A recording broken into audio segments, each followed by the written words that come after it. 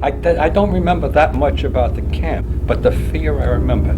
It permeated my whole being to a point that I felt I would be a slave for the rest of my life. If I survive that experience, I can survive anything. In a German accent, Rasches, we will get you. So, there were days that I felt this day is never going to end. This pain is not going to end. And a day seemed like a long... And the train trips that we took and everything else that we experienced. But I was equally affected, and perhaps even more so, by the experience of being separated as a Jew with 18 other Jews. That was the reason why there was some humor. It was necessary to keep this valve closed.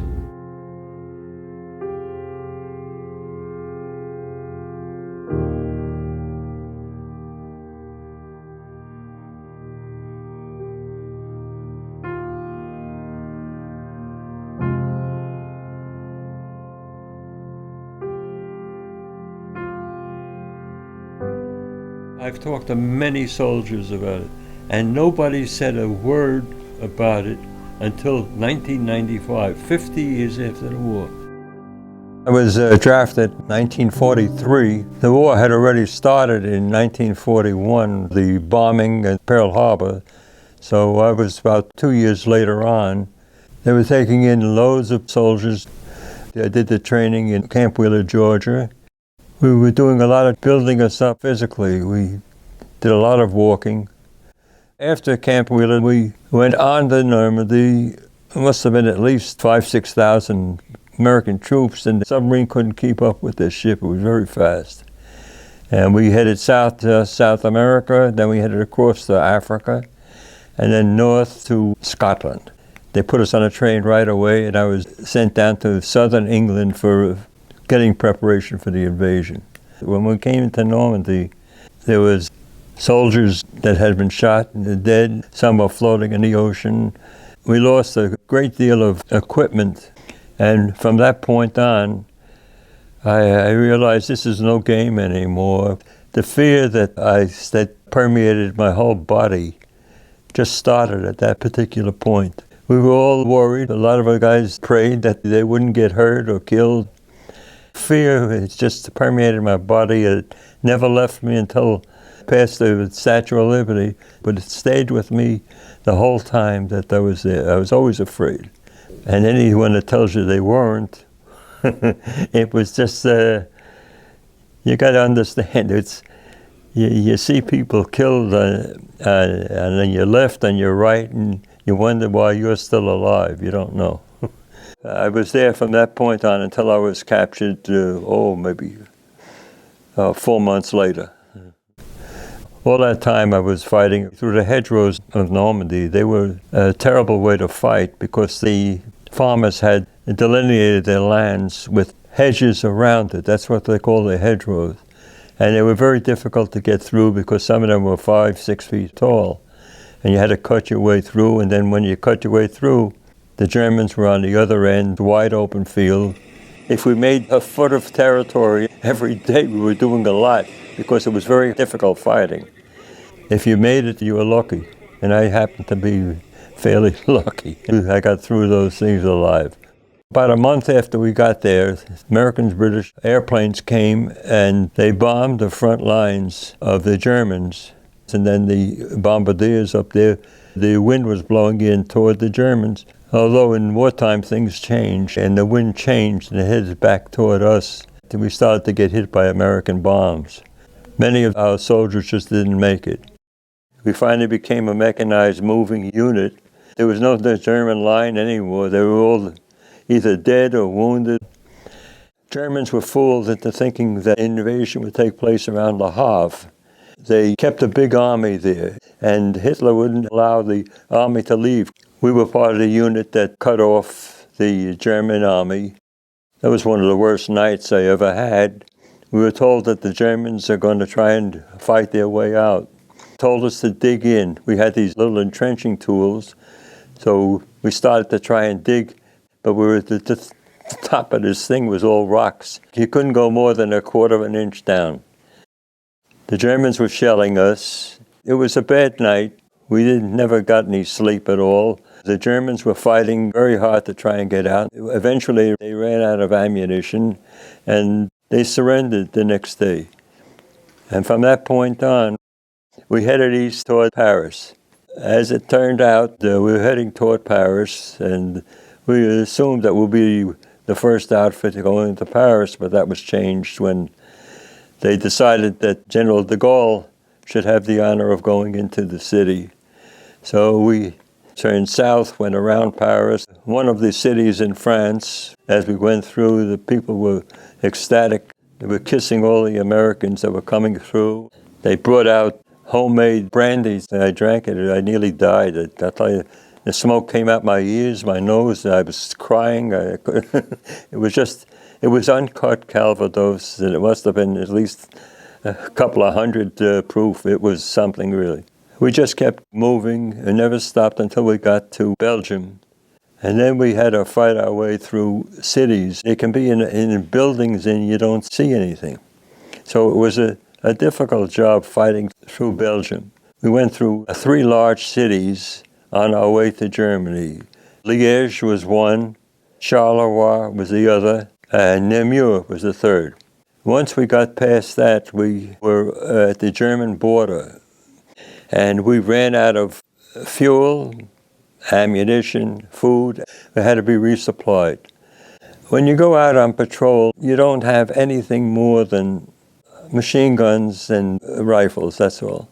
The Germans had weapons which were far better than ours. I was in with a tank outfit, and I was watching a tank battle between 5 of our German tanks, which was the biggest one we had there, against one Tiger tank. The Tiger tank destroyed 3 of them, and the other 2 ran away. I think it was the 3rd patrol that I was on, ran into a German counterattack. This friend of mine that was with me in basic training, this Savage, he was wounded right away with machine gun fire. Another fellow, myself, crawled over to him, pulled him out of the line of fire, and carried him back to the aid station. I never knew what happened to him, but I heard later on that he probably had died from his wounds. When I got back to my unit, I got there just in time to be completely surrounded by a full German attack, and we fought as long as we could. And that's when I became a prisoner of war with Germany. It's something I was never very happy with. I was always ashamed of that. Even the fact that I had fought the Germans for almost 4 months, it wasn't something that an American soldier does. That's what I felt anyway. I was ashamed my whole life with the thing. In fact, to go a little further down, when I came home, I had to go to a psychiatrist to straighten me out a little bit. But he told me, look, there was very few people that did what you did, and there's absolutely no need for you to be embarrassed there. But I was ashamed of it, and it just never really left me. Between the fear and the shame, it wasn't very great. I was captured. They took us to a camp in Limburg.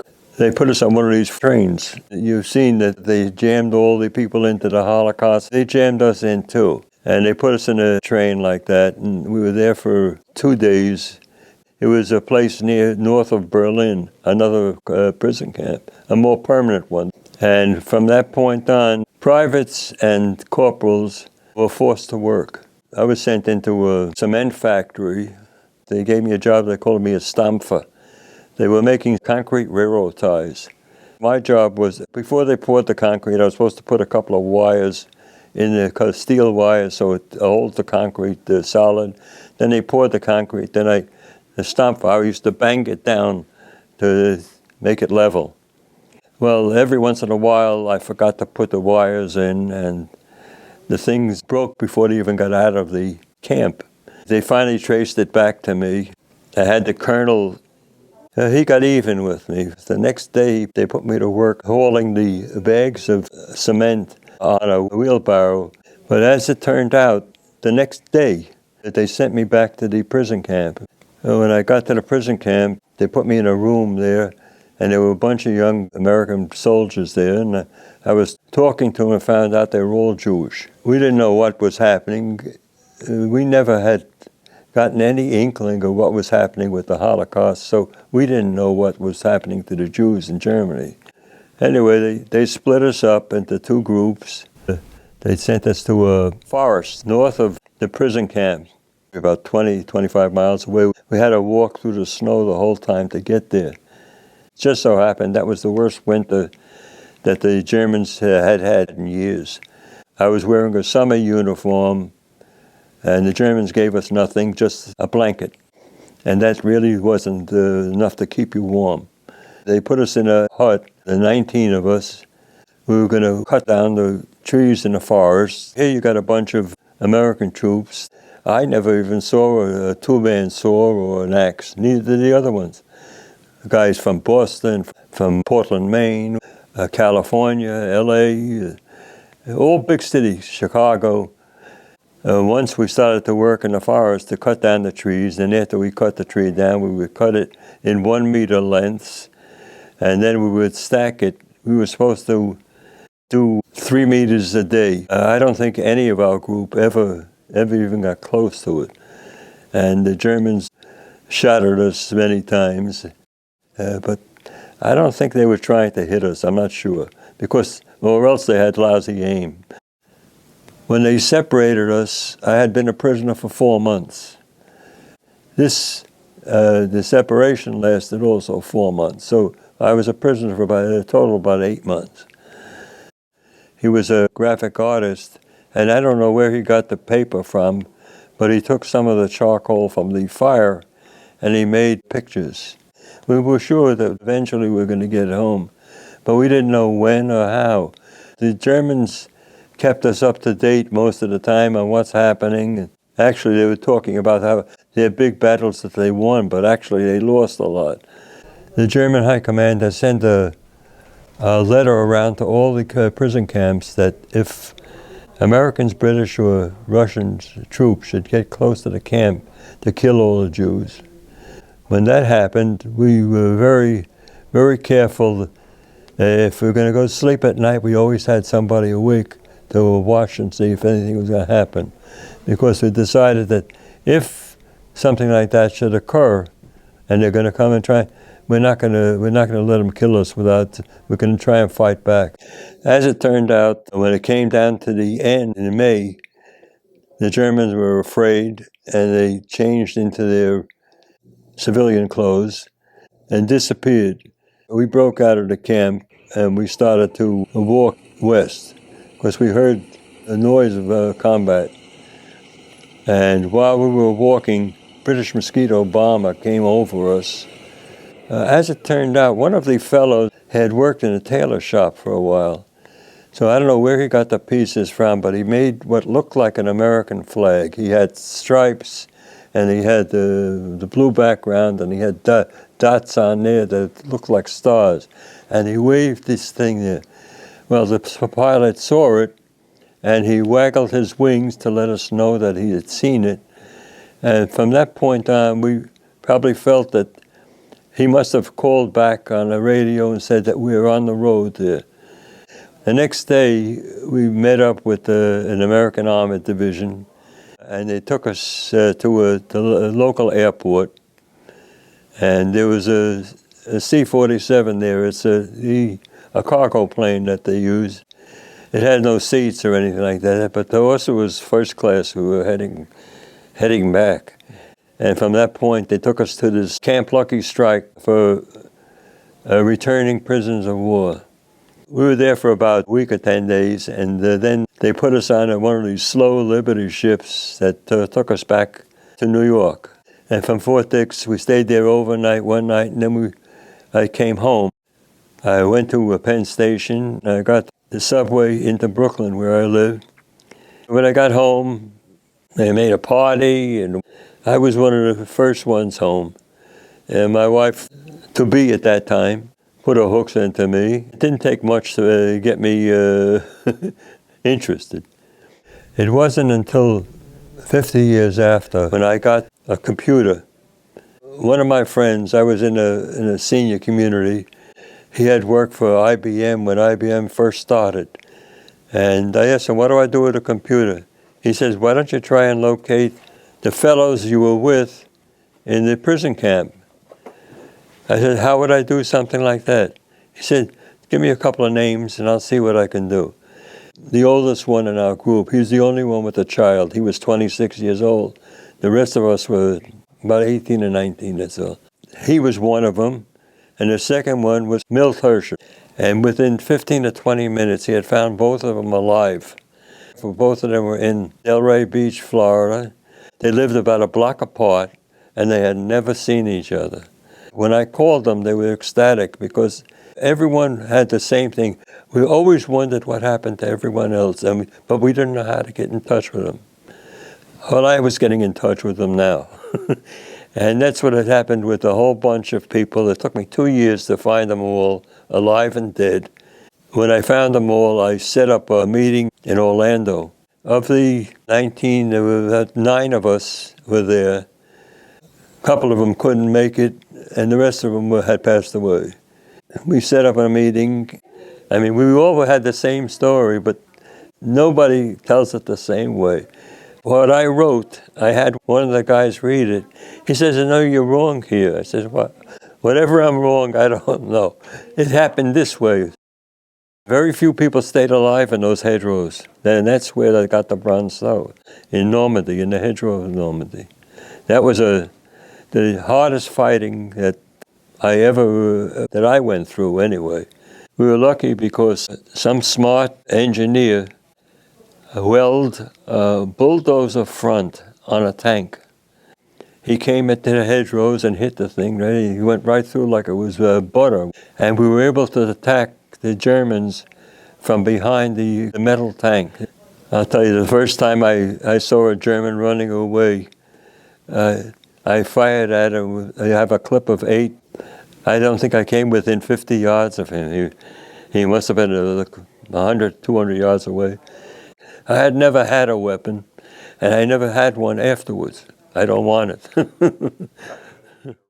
I know how they found out.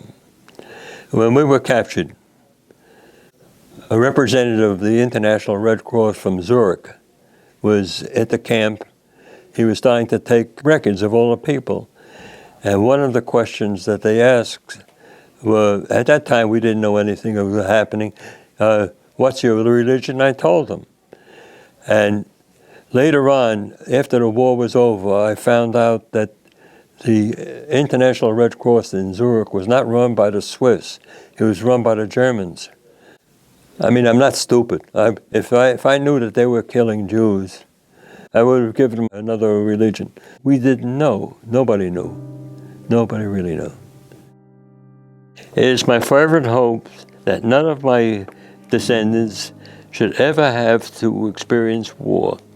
May each of you live a full, happy, peaceful, and productive life.